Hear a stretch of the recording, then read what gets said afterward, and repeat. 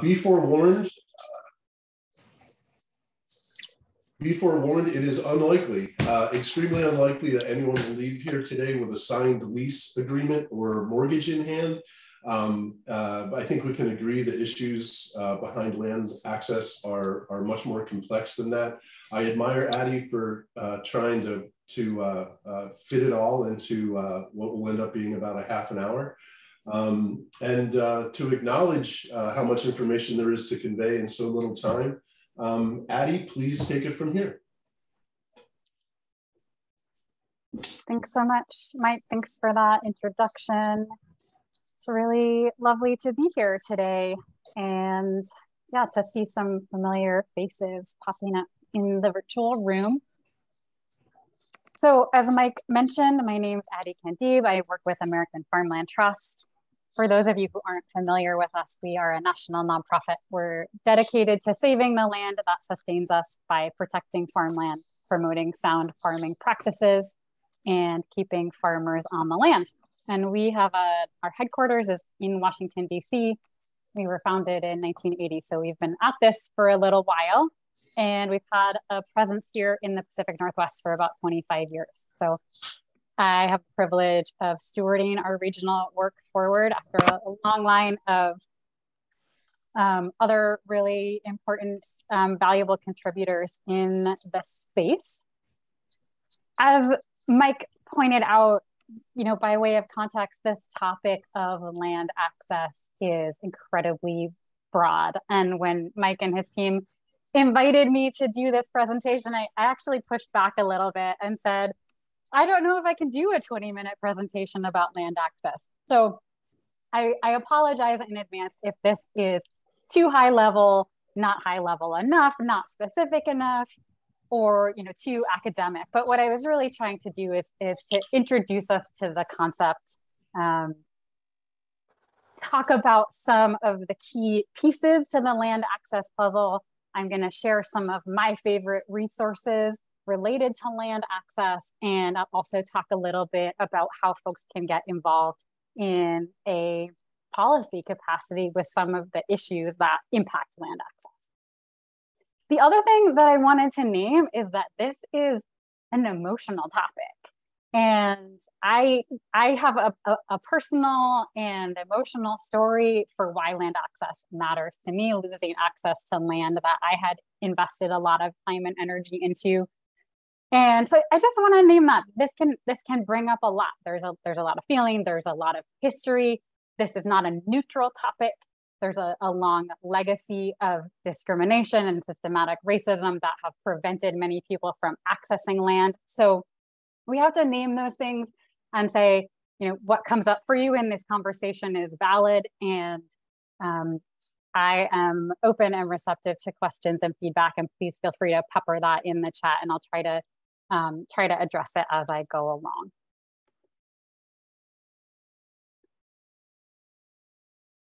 So with that, I wanted to start with a quote. This is a quote from the National Young Farmers Coalition. They are a great leader in this space. And this is from their land policy report, which came out in 2020. And I'll read it. They say, land is at the heart of our work. Finding secure access to land is the #1 barrier preventing a generation of growers from entering the field. Land is also at the root of racial equity, food sovereignty, economic prosperity, public health, and the climate crisis. As we address these issues, land must be part of the conversation. And I just love that because it sums up the complexity of this topic and the importance of thinking about it as connected to all of these other pieces. So why are we here talking about land access? According to National Young Farmers Coalition and the surveys that they've done, land access is a top barrier for new and beginning farmers. We know that most land in the US is owned by elder white farmers, and we expect a significant percentage of that land to transition hands in the coming decades. Only about a quarter of land changes hands on the open market. And that's really key Because if you're coming into agriculture as a new and beginning farmer and looking for agriculture without connections to people who have been farming and who own land, you're at a real disadvantage. There's this widening affordability gap between how much farmers can make from their land and the cost of land. Our land, particularly in the Puget Sound metro region, is typically valued at what is considered highest and best use, which in this area is typically for development. And so that puts agricultural land often out of reach for any and all farmers, but especially those beginning farmers. And then the last piece that I wanted to note is scarcity of land. And I'll talk a little bit more about that in a minute. But the other piece that I think is important to set our sights on is, what's the end goal? What are we talking about when we're talking about land access? In an ideal world, we're not just talking about farmers getting on land. We're talking about farmers getting on land in a way that is stable and secure and affordable. We're talking about land tenure that contributes to sustainable land stewardship, where farmers have the resources and the tools and the stability to invest in caring for their land.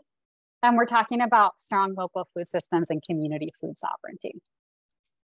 I think that bigger picture is really important, because I think when we do the work of helping farmers get on land, it can feel easy to say, all right, we got you a 3-year lease, we got you a 5-year lease.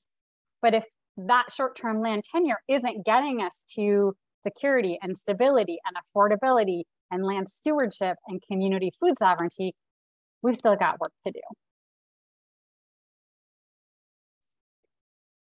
Mike mentioned our Farms Under Threat research, and I did want to note this. So Farms Under Threat for AFT is a multi-year initiative where we are trying to map and quantify farmland loss across the country. In 2020, we came out with a retrospective report that showed between 2001 and 2016, we lost nearly 100,000 acres of farmland across Washington state. And over half of that is what we would consider the state's best land or most productive, resilient land. Earlier this summer, we released the next chapter of that research called Choosing an Abundant Future. And it's more of a predictive analysis. We look ahead to 2040 to try to project how much farmland do we think we will lose unless we start making some different choices.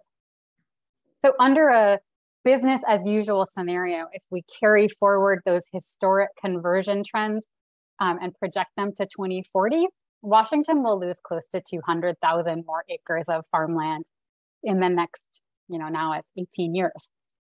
We see that Pierce and Snohomish counties will be among the hardest hit, and that the greatest impacts will be felt on our smaller acreage peri-urban farms. And those are farms that are often more accessible to smaller and new and beginning farmers. Under a runaway sprawl scenario where we see a lot more what we call low density residential development, we could lose as many as 238,000 acres of farmland during the same time period. And then I did also want to just note that regardless of our development patterns, we are projecting to lose about 40,000 acres of ag land to sea level rise, which doesn't account for other land that is impacted by saltwater intrusion or saltwater intrusion of agricultural wells. I think this is really important context because we talk about land access. We're not making any more of our farmland. We're certainly not making any more of our best farmland. And as development and other drivers of farmland loss erode our land base, land access will only continue to be more and more of a challenge. So it's important that we ground the conversation in understanding this is a limited resource, and we have to be thinking holistically about how we protect the resource and continue to make it available to people who want to farm it. Stopping to look at the chat. Okay.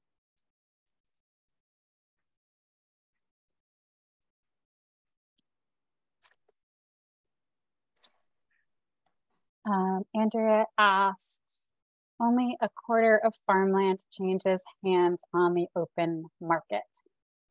Great question, Andrea. So that statistic is from something called the Total Survey that USDA does.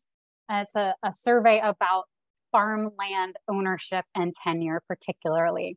The last time they did that survey, I believe, was in 2014. So the data's a little bit old, but that statistic about a quarter of land changing hands on the open market is specifically talking about agricultural land, not all land transactions.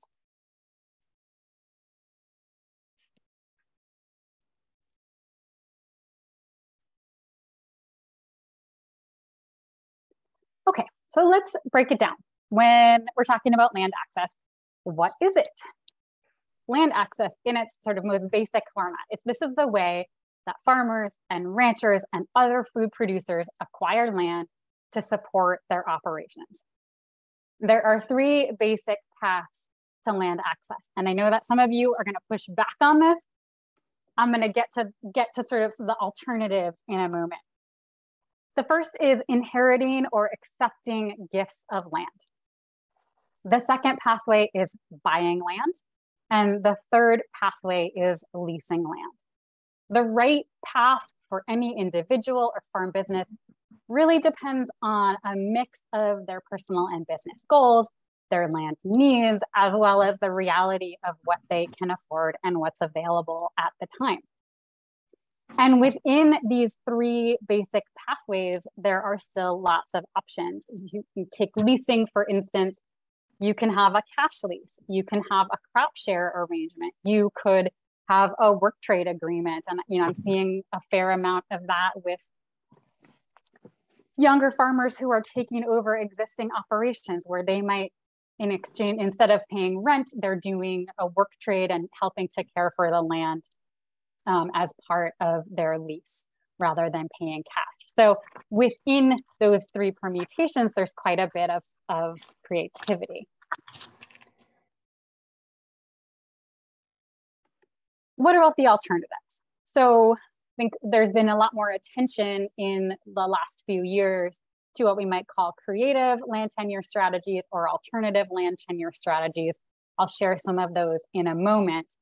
But what I want to lift up about those strategies is that most creative models still involve some form of lease or purchase. And the places where you have creativity are in who leases or sells the land, who leases or purchases the land, and then the terms of that lease or that agreement. And in this box here, I just put in a couple of examples. So under a sort of conventional model, a farm business might, a piece of farmland might be owned by an individual. They then lease it to another farm business and they have a 5-year lease. It's pretty straightforward. Under a more creative tenure model, we might see that a city owns a piece of land and they lease it to a nonprofit that then subleases to farmers, which, in addition to a land lease, includes housing and shared infrastructure and technical assistance. The basic point being here, though, that no matter how creative you're being, there's still some form of leasing or purchasing that's involved. Some of these alternative strategies include land trusts, farm incubators, municipal leasing programs, institutional leasing, where farmers lease from churches or educational institutions like schools or universities, cooperatives and collectives, agri-villages, non-familial succession, where a piece of farmland and the business is transferred from one farmer to someone who's not related to them, nonprofit stewardship, where a nonprofit owns the land and includes the community in growing food on it. And then the last one here is land returns and reparations. So the idea of giving land either back to tribal communities or to other groups like African-American farmers who have a history of being discriminated against in land ownership.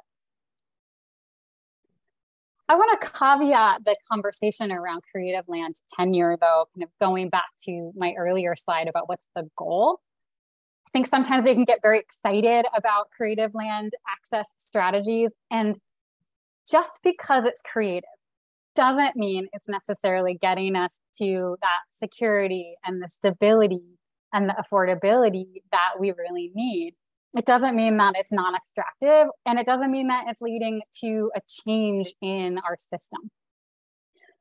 Last year, we, as part of a project related to land access, we interviewed some BIPOC farmers around their land access needs. And I pulled this quote out to share. One of the things one of our interviewees said was, it's not about becoming creative about land access. It's about having the resources to secure it. The whole conversation around creativity is being driven by the fact that land is scarce and land is not affordable and accessible. So if we shift the conversation and say, let's get farmers resources to access land, it becomes less about creativity as the end goal. I'm going to shift and talk a little bit more about the nuts and bolts of land access. So what are the pieces? First of all, a farm business needs to determine their needs. Who's involved in their land access process? Is it one farm? Is it many farms? Is it a group of farmers who have individual businesses, but they're looking to access land together? And they need to set some goals. They need to understand their financial position, including possibly a readiness to borrow money if the intention is to purchase. I have securing financing here in parentheses. It's an important part of the process for folks who are looking to buy. Finding land, and then assessing land. And I have this this cycle graphic here because this is not a linear process for many farmers in the land search process. They may start with an idea of what they need and want. They may go out and find that what they need and want doesn't exist. They may find some other pieces of land available. They may adjust what they think they need and want. And so there can be a very cyclical nature or a very iterative nature to the process as people sort of reevaluate. And then the last piece, once folks have made it through all of these steps and found a piece of land that will meet their needs, is negotiating land tenure agreements. I think I've noted this already in different ways, but I think it's important to say that the playing field here with all of these steps is not level. And I think 8 or 10 years ago, when organizations like American Farmland Trust were really starting to do a lot of work around land access, I think our approach was reflective of a belief that if we just gave farmers the right tools and information, that they would be able to go out and get on land. And I think we now see in much better relief that that's not necessarily true. And that even when you equip people with tools and information, due to ongoing systemic and institutional racism and bias, access to land remains a challenge, especially for those who have been marginalized and prevented from building generational wealth. I think in addition to that, there are opportunities for mentors and technical service providers to support the land access process at every stage and to go above and beyond simply providing information, but to really be partners with farmers in helping to navigate what can be a very complex and very challenging process. I'm going to run through some of my favorite resources, and then I'll start to wrap things up. So the first one, again, National Young Farmers Coalition has something they call their Finding Farmland Calculator. It's a great tool where you can start to do some modeling of your finances and figure out what you need and what you can afford. With all of the resources I'm gonna share, I've got the URL here at the bottom, and I can share these slides out at the end of the presentation. So this is a really great step if you are just thinking about accessing land and you're not sure where to start as far as doing the numbers and thinking about what you can afford and what your farm business can pay for. The Northwest Farm Credit Ag Vision program is a great resource for young, beginning, and small producers as far as getting financing, not just for land access, but also for business growth and capital access.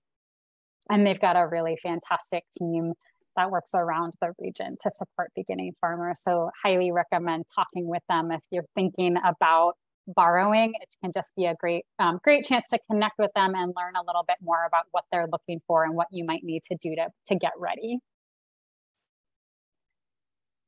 Our partners at Washington Farmland Trust are operating Farm to Farmer, which is now a statewide land linking program to help farmers and landowners find each other. And they're doing an amazing job providing direct support to people who are looking for land. They're also able to help support you to develop a posting to put on their website. They're just doing a fantastic job. And the more people that use it, the more postings we get up there, the more of a robust and effective tool it will be. Resources for assessing land and doing due diligence. I have two on here. One is the Web Soil Survey through USDA, which is a great resource for assessing the quality of the land, the quality of the soil, the different soil types and what they might be suitable for. And then the other one on the right here is water rights search guidance through the Washington State Department of Ecology. You can go ahead and, if you're looking at a piece of land, this is a good tool to find out whether there are water rights available. And I know there was a question earlier about acquiring water rights for a piece of land. I have to admit, this is not my area of expertise, but I think Department of Ecology is generally a good place to start if you have questions about the possibility of acquiring water rights. The other organization that I would point folks to in that arena is Washington Water Trust, because they're doing a lot of work related to water rights on ag land as well. Resources for leasing land. There's an organization based in the Northeast called Land for Good, and they have a suite of amazing resources. The one that I wanted to highlight here is their BUILD-A-LEASE tool, which allows you to log in and interact and develop a lease template that will work for your situation. But they also have a number of other really helpful guides. I know there was some interest from folks around succession planning, and I highly recommend looking at Land for Good's guides around succession planning, both familial succession and non-familial succession. They have a really great tool for farmers who want to do succession who don't have an heir identified.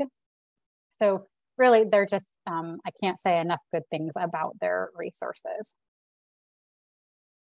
And then as far as resources for legal concerns and developing lease and purchase agreements, Farm Commons is a wonderful organization that does legal education for farmers. And they've got some great templates and informational guides on their website around lease agreements and purchase and sale agreements, as well as a host of other agricultural legal issues, including insurance and farm labor. So outside the purview of land access. I wanted to plug some workshops that are upcoming. We are partnering with Viva Farms in Skagit to host a series of workshops starting in September. The first one will be in person in Burlington on September 7th, and that will be focused on due diligence and water rights. And the following three will take place virtually over Zoom. We'll be talking about legal considerations for leasing and purchasing farmland, options for financing, and then creative land tenure. And if that's of interest to you, I'm going to share a little bit about what I shared today and really blow that topic apart and offer a lot more information about those different creative models that we talked about. All of those workshops will be in English with simultaneous Spanish interpretation. And the URL to get registered is linked on Viva's website. For folks who are interested in this from a policy perspective, I wanted to offer a couple of ideas about how to get engaged. On the local level, we're at an important kind of inflection point here in the Puget Sound, where most of our cities and counties in this region will be due for comprehensive plan updates in 2024 and 2025.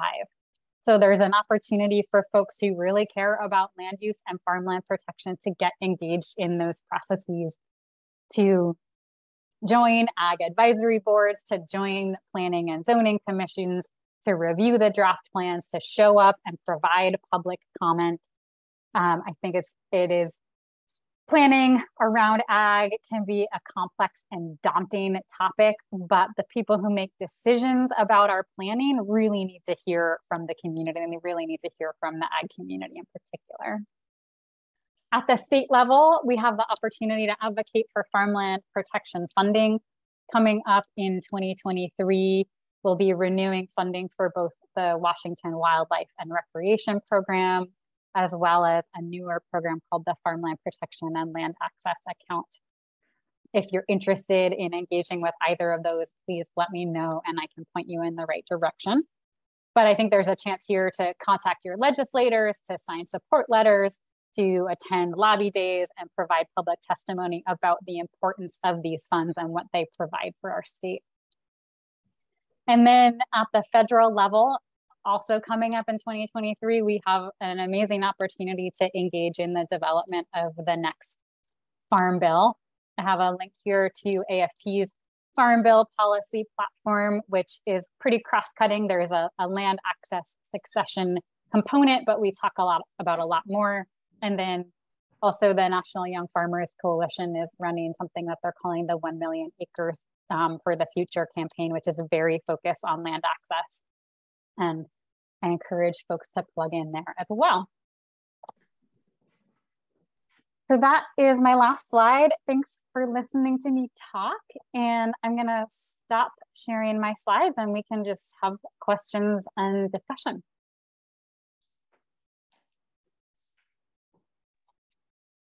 It looks like Cheryl just asked a question.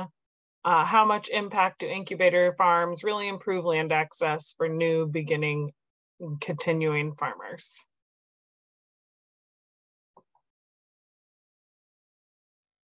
I think it's a really good question. I think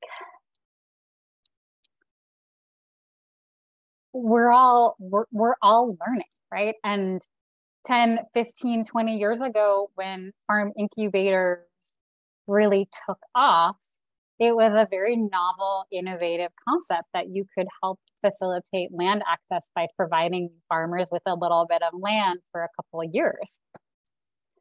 I think what we've seen over time is that while the incubator is really helpful in getting people on land and getting them some experience growing food and running a business, there is this cliff that happens when they age out or they term out of the incubator.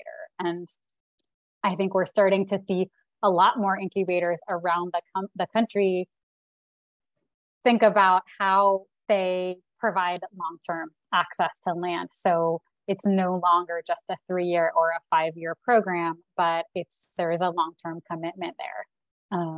And it's no longer an incubator model per se, but the nonprofit really serving as a go-between.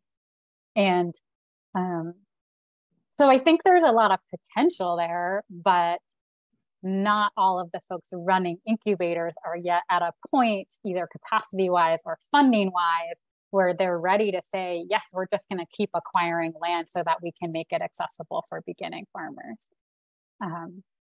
So hope that answers the question.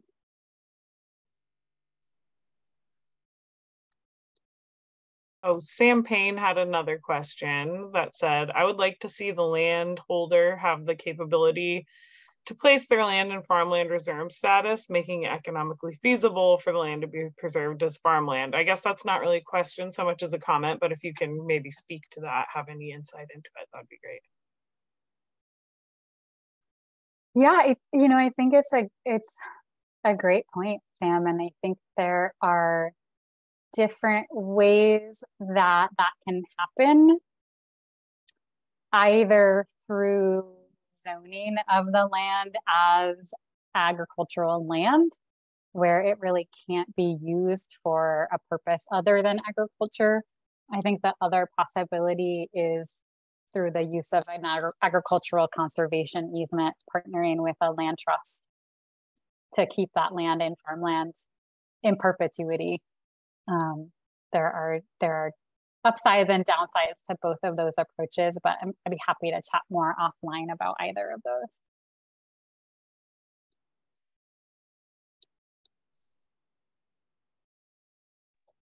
If I can chime in only briefly, I'm just delighted to see the mix of people that attend, and I couldn't help but notice we have representatives from at least one port, as well as the director of the Office of Chehalis Basin, and both of those entities, organizations, agencies, I think are dealing with similar topics. So I don't know if I can call out Bill Teitzel if he has any questions from the Port of Chehalis, but I do know the Port of Chehalis has land.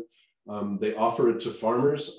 I don't know that it is, and often I don't think it's the case that, I think there's a lot of different types of beginning farmers. And I think we immediately go to small mixed row crop vegetable operations that are high profile, selling direct to the public. But in these rural communities, there are also feed and forage operations, small grain operations, just a little bit different business model that we might be thinking of. Sorry to draw attention to you, but maybe you could offer a little bit about what the port does in Chehalis in terms of supporting those agricultural leases and access to land. Well, I kind of draw off my experience here at this port. It's only been here for about 6 months, but I've been in agricultural pretty much all my life, and I actually worked for Lewis County, and I kind of dealt with that a little bit then, but it was kind of on the regulatory issue. Land access was a real issue, especially for people who didn't know what they wanted to do, and end up getting land that was not meant to be farmed. And that caused more problems, I think, down the road than if they would have done, had a program like this where they could have gone into something, and a little bit more with a little bit of knowledge behind them. So that always, when you start off on the wrong foot, the next foot kind of lands in the bad place too sometimes. So one problem's after another. But from the port standpoint, yes, we do a little bit of agriculture. A lot of our ag that we do now is kind of preparation and maintenance of properties. But it's been great working with NABC for our to prime for some of the agriculture in the area, so that we have something to do with the product that's taken from the area. And we've been working with a Southwest Washington grain project. But we have a lot of things on the horizon. And is there anything specific, Mike, I can really answer for you? I'm just going to kind of rambling on here. Well, I appreciate, and again, sorry for calling you out. I just don't know if people's minds ever connect the fact that many ports own property, and in many cases, that property has some agricultural value. So I think I just wanted to point that out. Yeah, and we do, and right now it's sort of for future development. But in the meantime, we maintain it as agricultural property and generate a lot of feed and whatnot for different areas. But it's got its purpose. So. And I know Daniel had a question that I was actually curious about too. Do you see any chance for, or know of any legislation that would disincentivize the speculative purchase of farmland by non-farming groups? This is such a great question. So there is such a thing as anti-corporate farming legislation. I believe there are 9 states in the country that have anti-corporate farming legislation on the books. And what those laws do in general is limit or put conditions on whether corporations can own land. Some research that I've seen from the Center for Rural Affairs shows that states with anti-corporate farming legislation tend to have less poverty in rural communities. They tend to have farms that are reporting greater returns on their tax returns. So there is some research to suggest that those anti-corporate farming laws can be good for rural small farm economies. That said, we don't have them on the books here in Washington and or anywhere in the Pacific Northwest. And I think it would be this is purely off the cuff here, but I think just sort of where we're at in time and political polarization, something like that would be a pretty, and also how the agricultural landscape has changed in the last 20 to 30 years in terms of corporate consolidation. It might be pretty politically unfeasible to get something like that passed.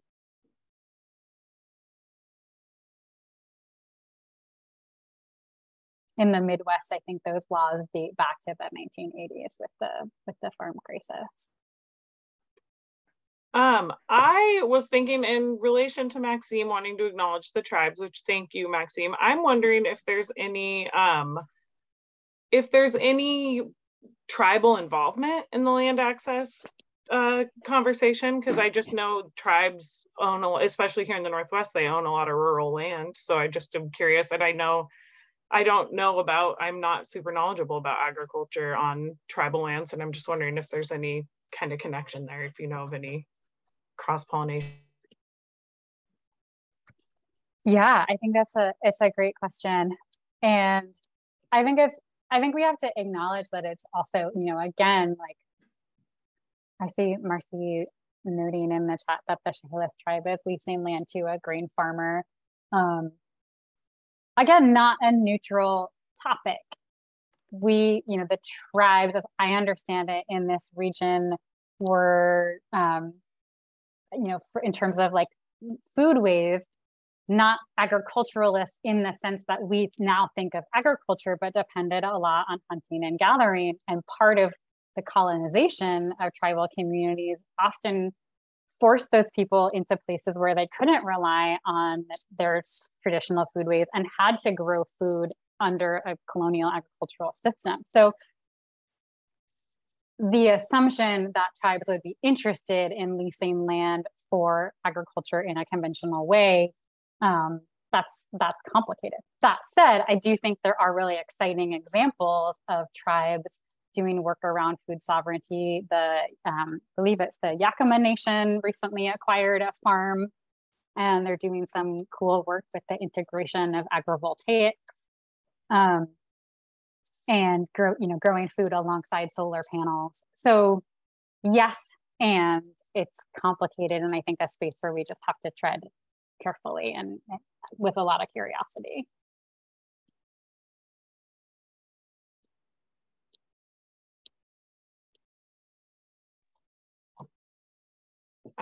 Did I miss any questions? I'm seeing some conversation, none really are popping out as questions. Does anyone else have anything they'd like to ask?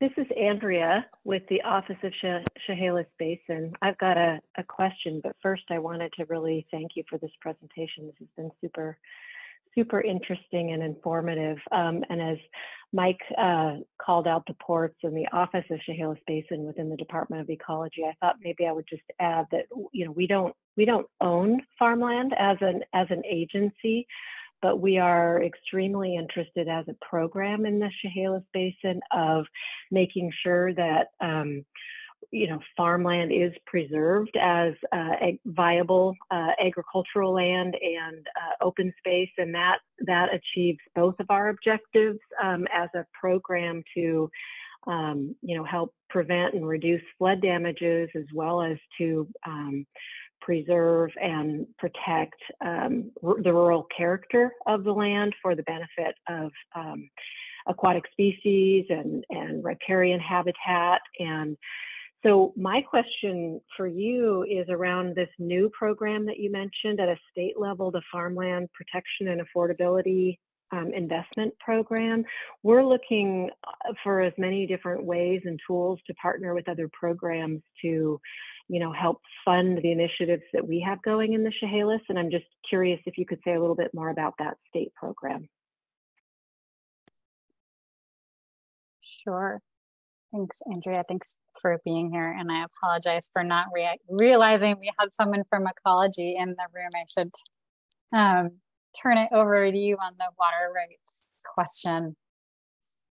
I definitely don't speak for the water rights program of the agency, and I thought you handled that just right. Yes, there is helpful guidance available from the Department of Ecology for people that want to learn about how to investigate the availability of water for land in different parts of the state. So two things on the we have two new programs in Washington. I'm going to try to do this quickly because it's wonky. Last year, we succeeded in creating a new program at the Housing Finance Commission, which will serve as a revolving loan program for land trusts that want to act quickly to protect farmland and take it off of the open market. And that program is called Farm PI, or the Farmland Protection and Affordability Investment Program.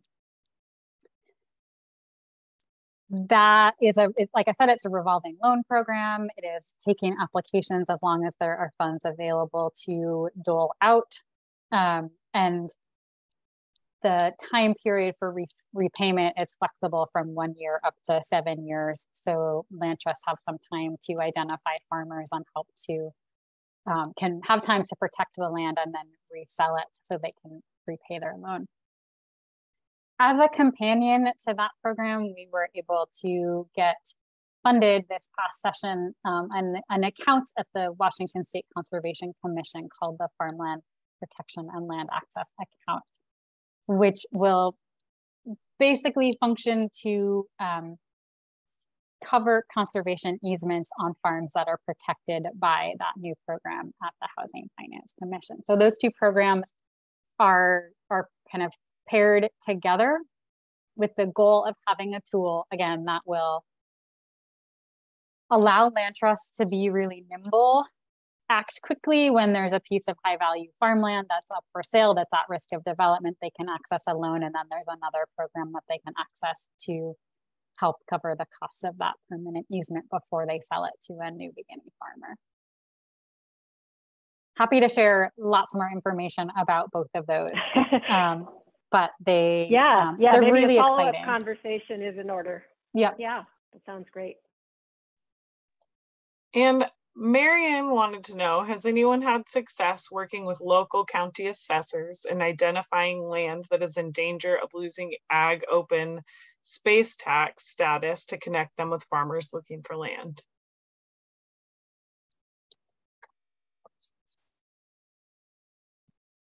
I will defer to the group on that question because I don't have any experience.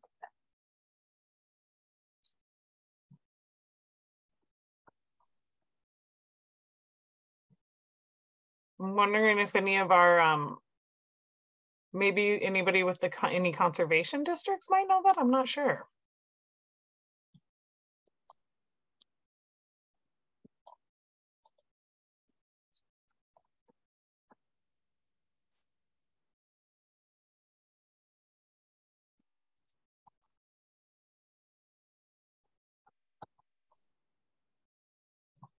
Well, we can certainly investigate, and when we send out the information, see if we can try and find an answer.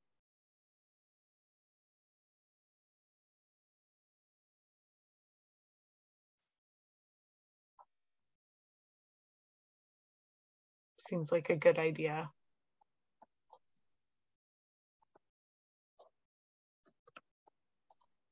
Addie, do you know of any good any models of cooperative farmland ownership where several farmers get together and try to purchase farmland cooperatively and manage it cooperatively?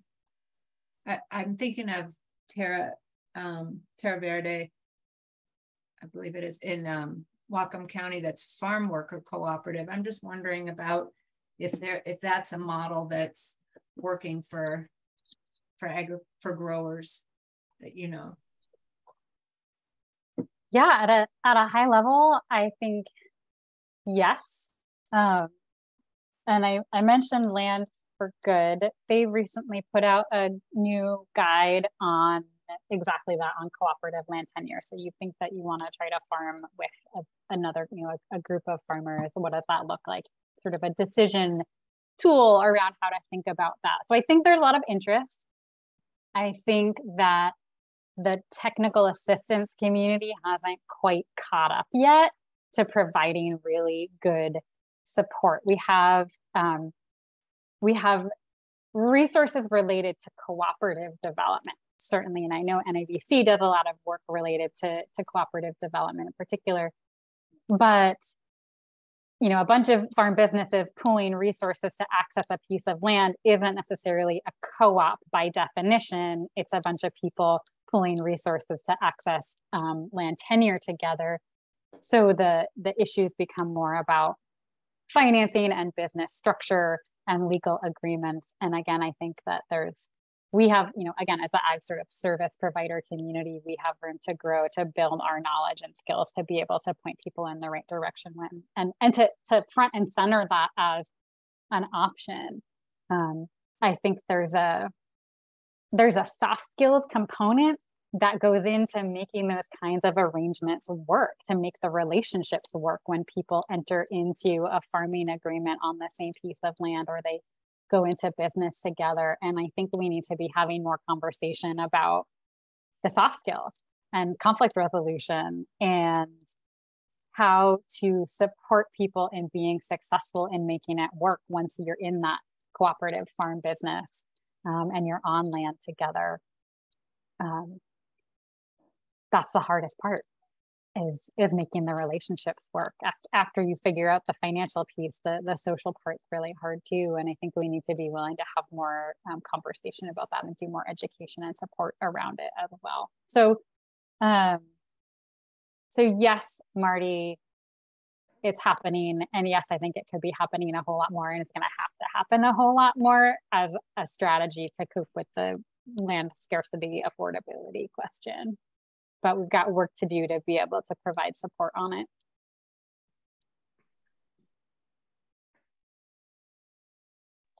I think that also on a somewhat unrelated note would be a wonderful solution to just kind of the isolation, like having a family on a farm is really isolated. To be in a rural area, that'd be great to be able to cooperatively farm and build a little community, just as an aside.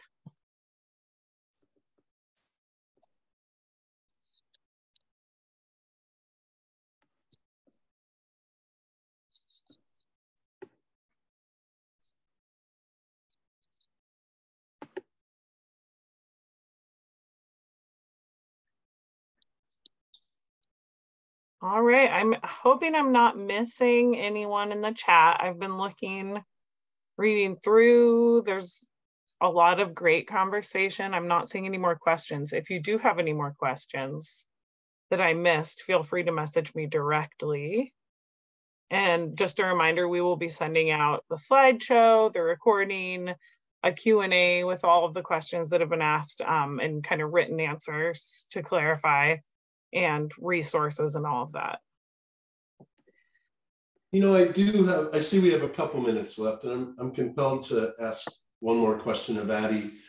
You're with, you cover a lot of ground, right? It's a tri-state. And I think, certainly everyone in attendance today is from the Puget Sound area, more or less Southwest Washington, I-5 corridor. I mean, I think that there's obviously a lot of development pressure in our area. And, I've been minding prices of farmland in Skagit, Whatcom, and the area I live in Southwest, as well as, Hood River and some of these places that are, a lot of vineyards going in, a lot of blueberries going in. There's a lot of Canadian money. There's that model of pooling resources is happening at a hedge fund level in terms of purchasing large holdings. But my question is, are there areas in that tri-state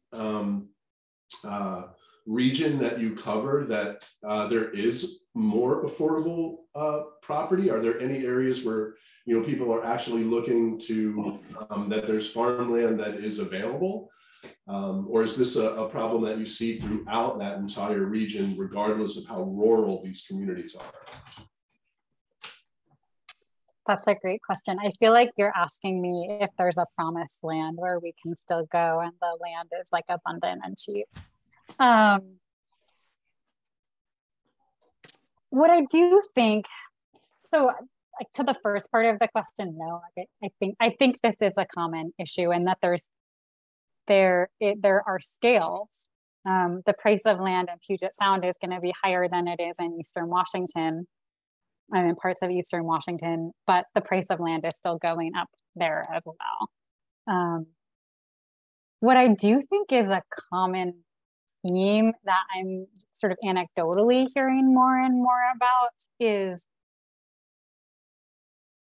older farmers and farmland owners who are getting to a point where they are ready to stop farming and want to pass along to the next generation, don't have that next generation identified, really want to see their land stay in farming, but also can't afford to just give their land away, and are doing personal exploration about how much they want to continue to stay involved in the farm versus a clean handoff to someone new.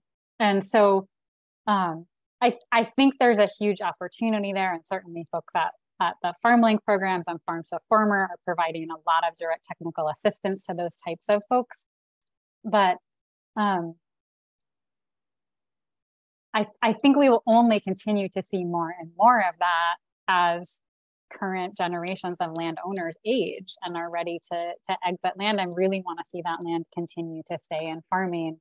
And there be, are opportunities for creativity around how we make that happen. But again, a lot of the times it comes down to those soft skills of facilitating the relationships and the partnerships and the transition of knowledge. And so it's not really an answer to your question, but it is kind of globally a trend that I feel like I'm seeing, and will only continue to see more of that really beg some action and intervention.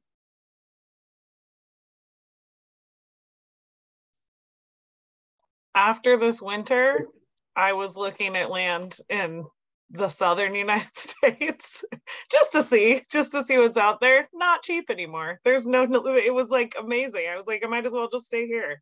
It's expensive everywhere for farmland.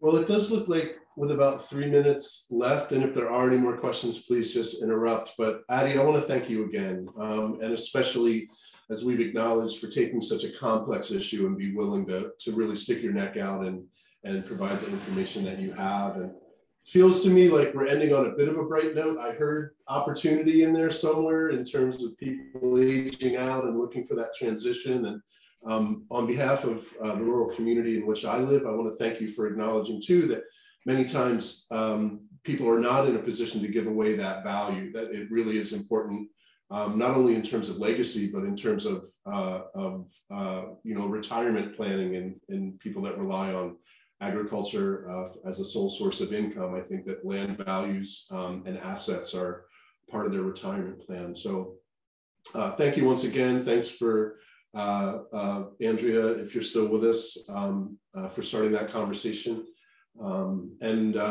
Marty, you might be able to introduce when our next session is coming up before we move out of here. We're actually still working on pinning that down for September, and we're looking forward to a session at the end of October that'll be presented by the folks at the Food Policy Forum. We'll send out an announcement of the September plan as soon as we have that nailed down. Thanks. Great, thank you.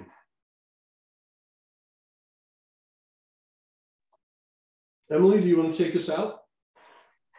Sure. Thank you, everyone, so much for coming. Again, I'll just reiterate that all these resources, recording, Q&A, links to everything, slideshow will all be sent out to everyone who registered, even those of you who weren't there. So feel free to share that far and wide. And pretty soon here, we were going to have a website where all of this stuff lives, and I'll be sure to email that out when it is up and live as well. So just thanks again for coming, and look forward to seeing you at the next one.